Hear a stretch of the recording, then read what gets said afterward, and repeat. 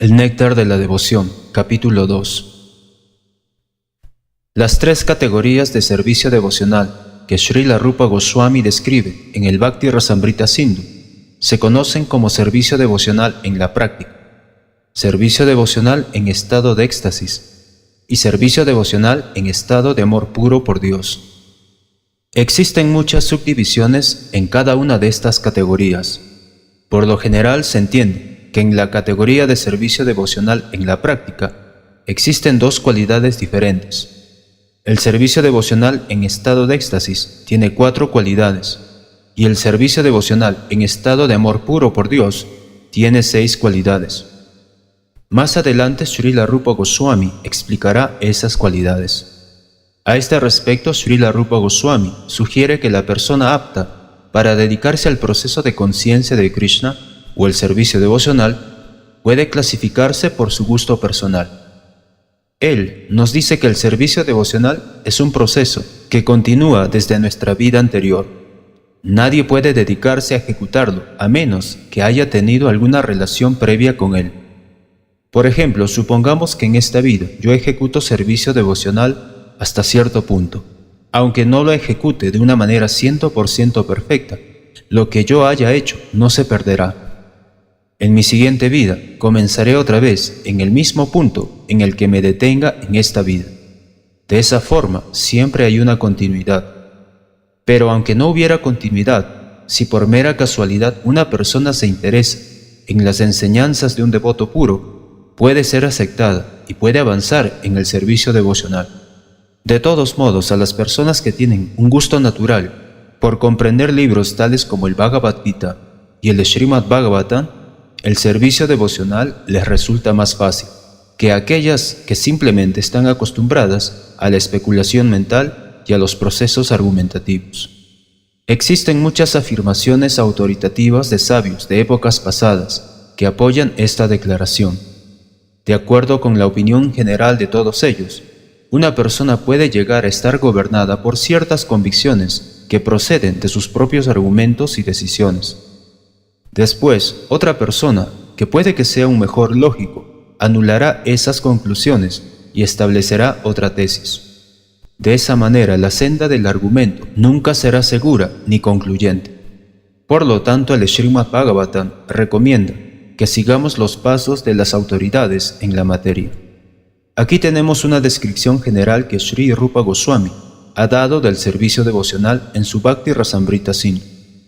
Con anterioridad se dijo que el servicio devocional puede dividirse en 3 categorías, es decir, servicio devocional en la práctica, servicio devocional en estado de éxtasis y servicio devocional en estado de amor puro por Dios. Ahora, Sri Rupa Goswami se dispone a describir el servicio devocional en la práctica.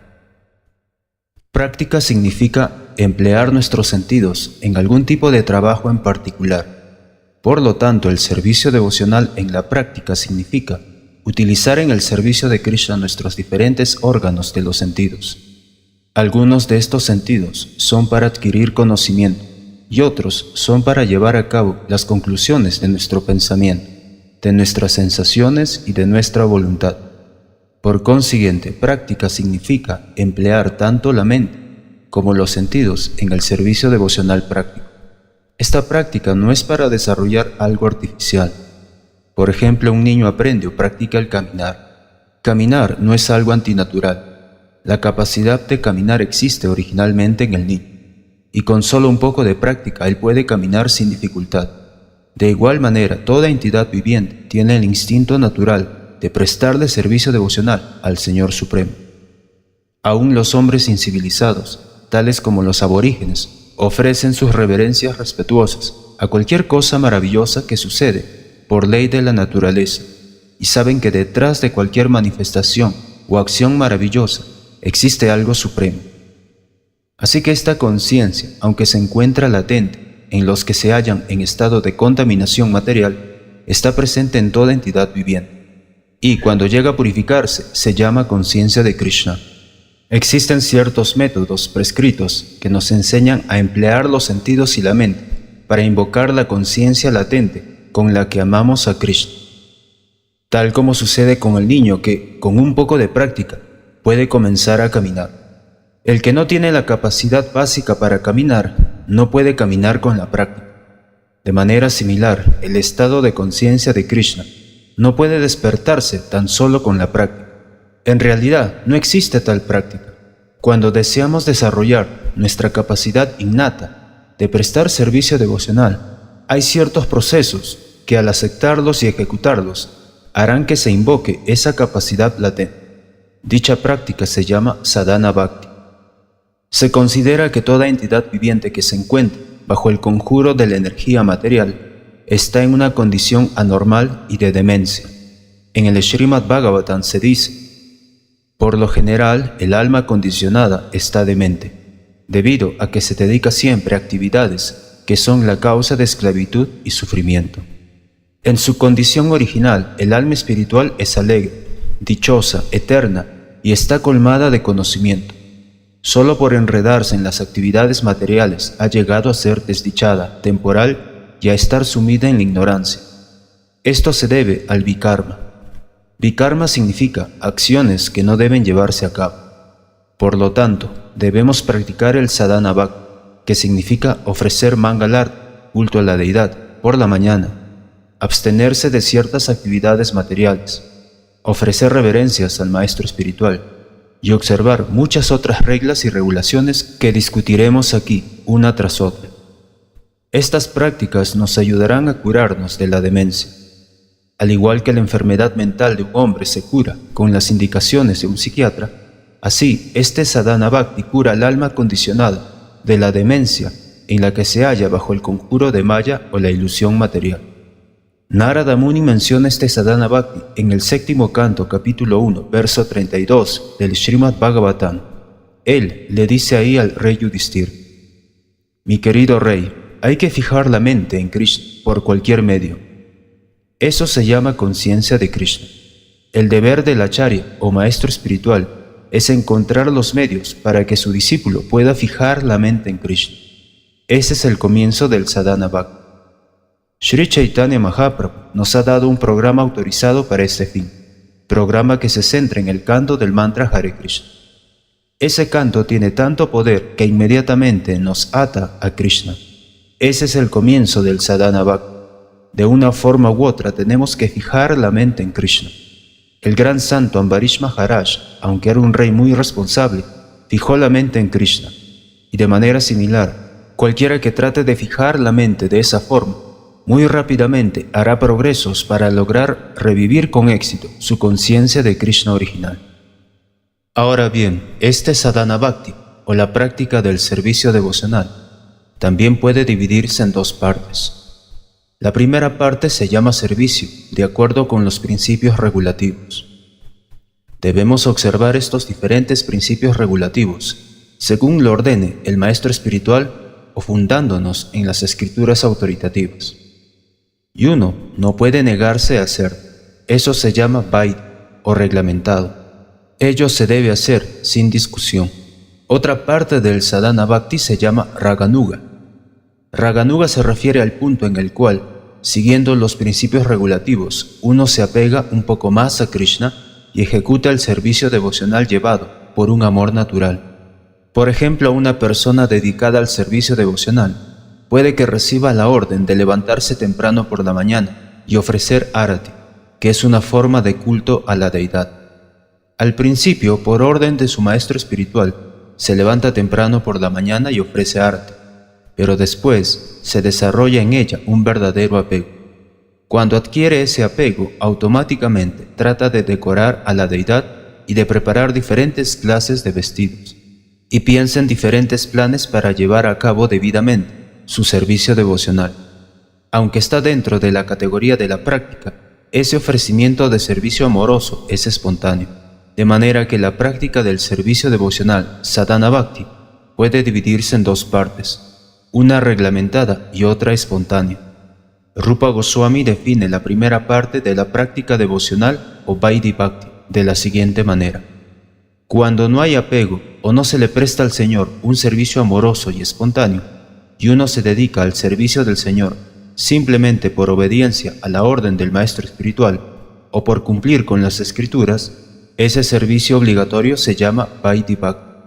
Estos principios del Vaidhi Bhakti también se describen en el Srimad Bhagavatam segundo canto, capítulo 1, verso 5, en donde Shukadeva Goswami instruye al moribundo Maharaj Parikshit sobre lo que debe hacer. Maharaj Parikshit se encontró con Shukadeva Goswami justo una semana antes de su muerte, y el rey estaba perplejo al no saber lo que tenía que hacer antes de morir. Muchos otros sabios también llegaron ahí, pero ninguno pudo darle la orientación adecuada. Shukadeva Goswami, sin embargo, le dijo lo siguiente: «Mi querido rey, si no quieres sentir temor al enfrentarte con tu muerte la semana próxima, porque a decir verdad todo el mundo siente temor en el momento de la muerte, entonces debes comenzar inmediatamente el proceso de oír, cantar y recordar a Dios. Si podemos cantar y oír el Hare Krishna y recordar siempre al Señor Krishna, entonces estaremos seguros de no temer a la muerte, la cual puede llegar en cualquier momento». En las declaraciones de Shukadeva Goswami se dice que la suprema personalidad de Dios es Krishna. Por lo tanto, Shukadeva recomienda que siempre oigamos hablar de Krishna. Él nos recomienda que oigamos y cantemos acerca de los semidioses. Los mayavadis o impersonalistas dicen que podemos cantar cualquier nombre, ya sea el de Krishna o el de los semidioses, y que el resultado será el mismo. Pero en realidad eso no es cierto. De acuerdo con la versión autorizada del Srimad Bhagavatam, solamente tenemos que oír y cantar acerca del Señor Vishnu, Krishna. Así pues, Shukadeva Goswami le recomendó a Parikshit Maharaj que para no tener temor a la muerte, oyera, cantara y recordara a la suprema personalidad de Dios, Krishna, por todos los medios. Él también mencionó que la suprema personalidad de Dios es Sarvatma. Sarvatma significa la superalma de todos. A Krishna también se lo menciona como Ishvara, o el supremo controlador, que está situado en el corazón de todos. Por lo tanto, si de una forma u otra llegamos a unirnos a Krishna, Él nos librará de todo peligro. En el Bhagavad Gita se dice que cualquiera que llegue a ser devoto del Señor nunca será vencido. Otros, sin embargo, siempre son vencidos. Vencido significa que después de obtener esta forma humana de vida, la persona no sale de los enredos del nacimiento y la muerte, y pierde así su mejor oportunidad.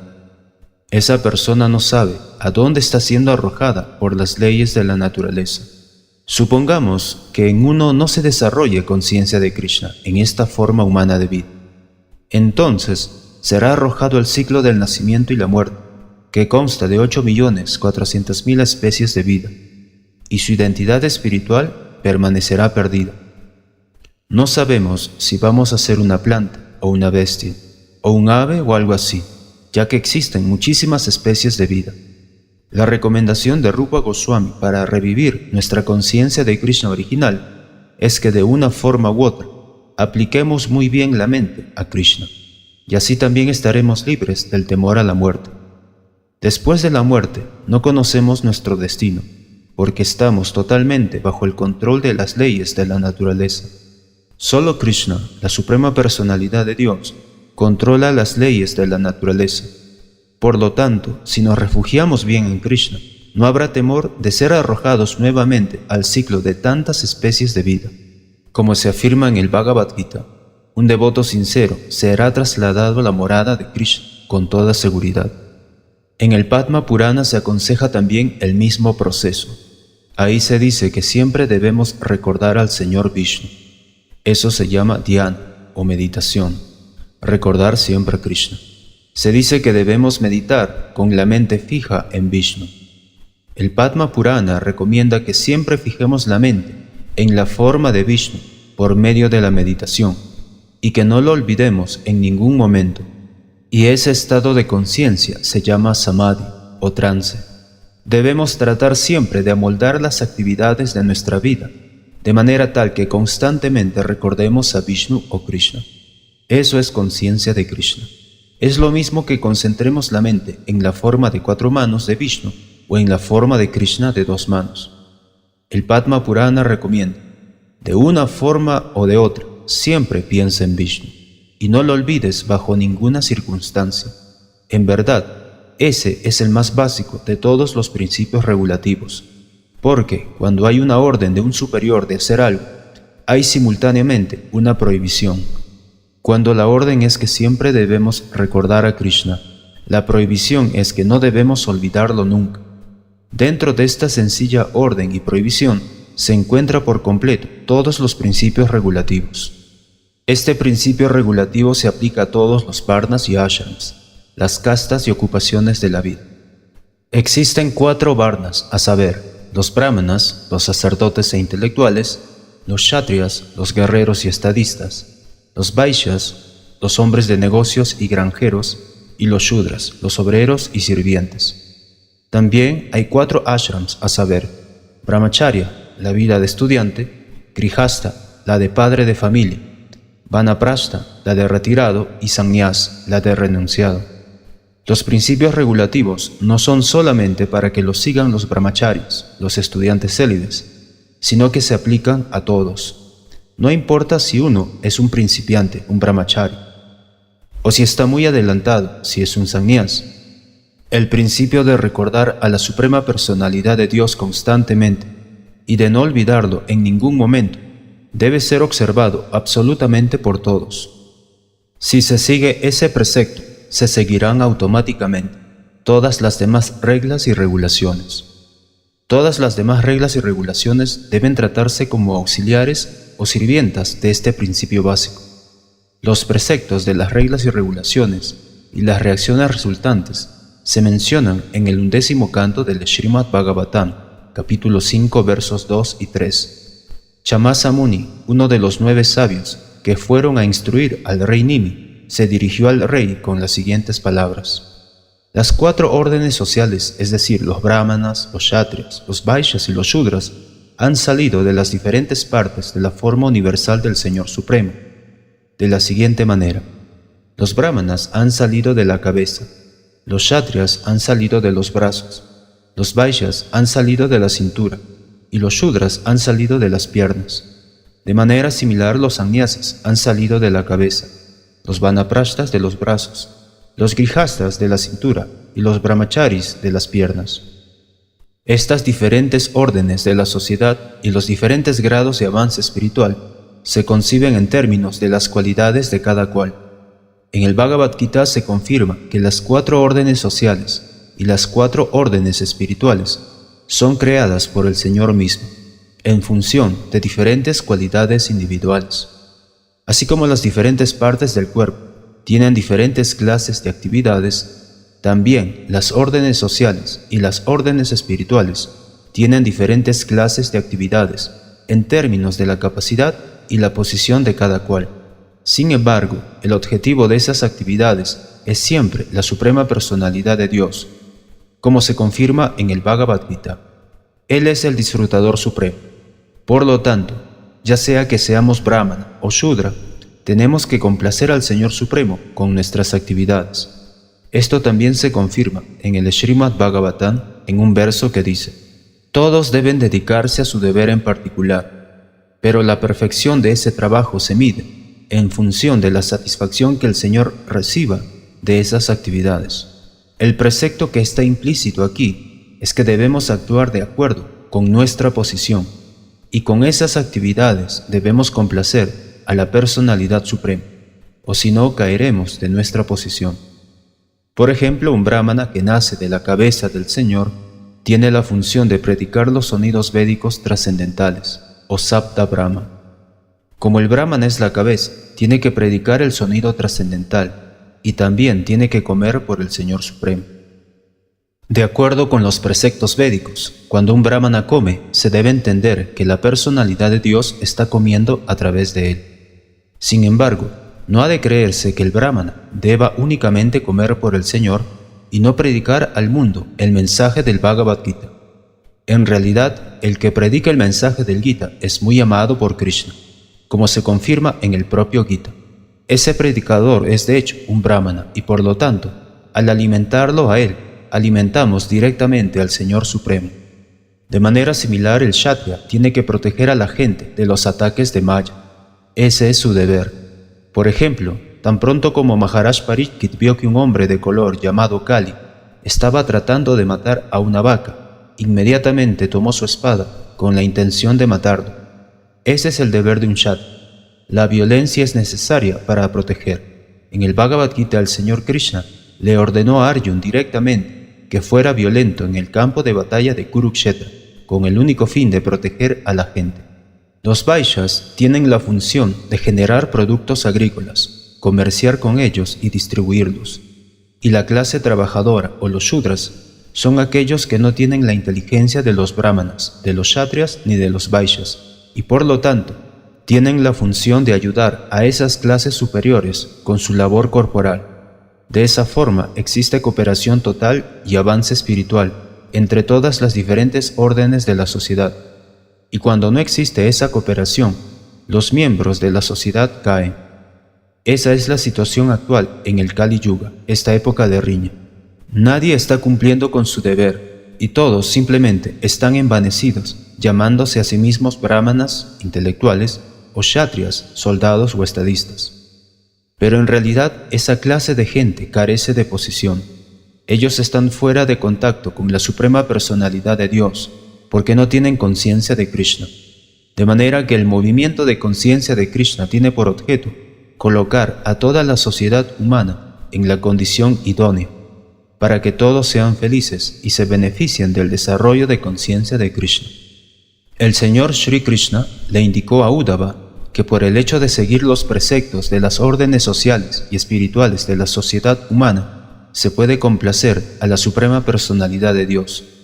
Y como resultado de esa satisfacción, toda la sociedad puede a su vez satisfacer todas las necesidades de la vida ampliamente y sin dificultad. Esto se debe a que al fin y al cabo, la Suprema Personalidad de Dios mantiene a todas las demás entidades vivientes. Si toda la sociedad ejecuta los deberes que le corresponden y permanecen en estado de conciencia de Krishna, no hay duda de que todos sus miembros vivirán en paz y con felicidad. Sin carecer de lo necesario en la vida, el mundo entero se convertirá en Vaikunta, una morada espiritual. Aún sin trasladarse al reino de Dios, por observar los preceptos del Srimad Bhagavatam y por cumplir con los deberes del estado de conciencia de Krishna, toda la sociedad humana será feliz en todos los aspectos. El propio Sri Krishna le dice algo similar a Uddhava en el 10º canto del Srimad Bhagavatam, capítulo 27, verso 49. El Señor dice ahí: Mi querido Uddhava, todas las personas se dedican a alguna actividad, ya sea una de las actividades que se indican en las escrituras reveladas o a una actividad mundana ordinaria. Si como resultado de cualquiera de esas actividades ellos me veneran en estado de conciencia de Krishna, entonces automáticamente llegan a ser muy felices en este mundo y también en el siguiente. De esto no hay duda. De estas palabras de Krishna podemos concluir que las actividades con conciencia de Krishna darán a todos toda la perfección en todos los deseos.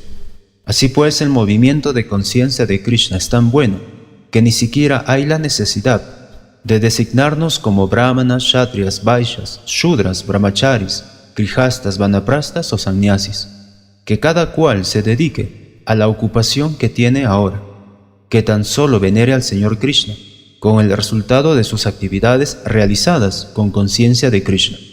Eso arreglará toda la situación, y todos estarán felices y en paz en este mundo. En el Narada Pancharatra, los principios regulativos del servicio devocional se describen de la siguiente manera: cualesquiera actividades que se sancionen en las escrituras reveladas y que tengan como fin complacer a la Suprema Personalidad de Dios, son aceptadas por los santos maestros como principios regulativos del servicio devocional. Si prestamos regularmente esa clase de servicio a la Suprema Personalidad de Dios, bajo la dirección de un maestro espiritual auténtico, entonces gradualmente nos elevaremos al plano del servicio en estado de amor puro por Dios.